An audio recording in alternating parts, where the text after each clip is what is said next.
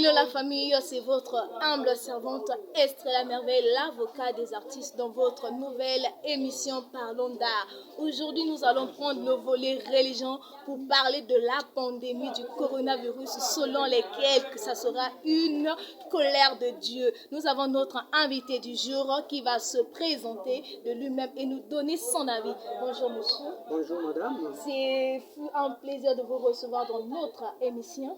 Merci beaucoup. Moi également, je suis très ravi. En tout cas, ce serait l'émission la plus riche. Je la baptise même l'émission la plus riche. Je me présente, monsieur, je suis monsieur Mviri Emery Christian Dinard.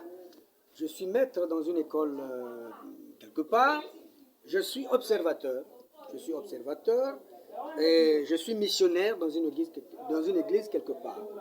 Donc, je suis là, serviteur de Dieu, ce Dieu suprême là, le Dieu de mes ancêtres. Merci madame. Okay. Ben maintenant, les gens disent que la pandémie serait une colère de Dieu. Êtes-vous de cet avis? En tout cas, heureusement que vous avez dit ce serait une colère de Dieu. Ah, que vous êtes intelligente. C'est au conditionnel. Mais il y a des érudits, des hommes, des grands hommes de Dieu que nous connaissons qui disent que c'est la colère de Dieu. Mais je le renvoie à Noé. Que Noé nous dise comment c'était la colère de Dieu. Ce n'est pas la colère de Dieu. C'est plutôt le plan de Dieu. C'est le dessein de Dieu. Nous sommes à la fin. Il y a certains qui disent que nous sommes à la fin. Mais il s'agit de quelle fin? C'est la fin de la nuit. Et c'est la lumière qui va surgir maintenant. Que cette lumière-là surgisse, madame. Mais avant d'arriver là, nous devons passer par la transition. Même vous. Quand vous étiez à l'école, vous faites la dissertation, mais de la thèse à l'antithèse, il y a eu une transition. On doit aller par la transition. La transition, c'est ça, c'est le moment où nous sommes. Voilà. Mon avis, ce n'est pas la colère de Dieu, c'est plutôt le dessein, le plan de Dieu. Si ce serait la colère de Dieu, vraiment, allez demander à Noé. Noé nous dira mieux. Il y avait combien de survivants au temps de Noé? Ceux-là qui lisent la Bible. Voilà, donc je renvoie ces pasteurs-là, à ceux-là qui disent que c'est la colère de Dieu. Dieu ne peut pas se mettre en colère. Dieu, il est riche en bonté et lent à la colère. Merci madame. Êtes-vous un pasteur?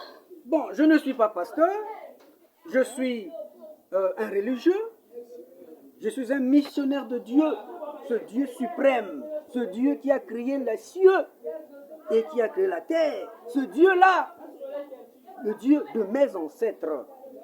Voilà, et je suis son serviteur. Et je le sers avec sincérité.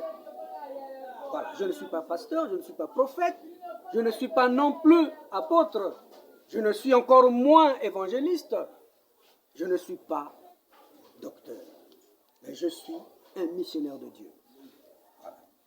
Ok, face à toutes ces observations selon vous, et étant un serviteur de Dieu, quels sont les conseils que vous pouvez prodiguer à d'autres, à certains aussi qui se disent serviteurs de Dieu? Quelle est l'attitude à tenir face à ça, à cette pandémie? Ah, l'attitude, merci beaucoup. Oh, que cette émission est riche.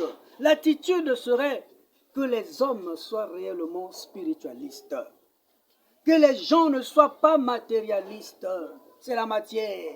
C'est cette matière-là, l'envie des choses. Cette matière-là, il faut qu'on laisse la matière. Nous devons être, nous tous, des spiritualistes.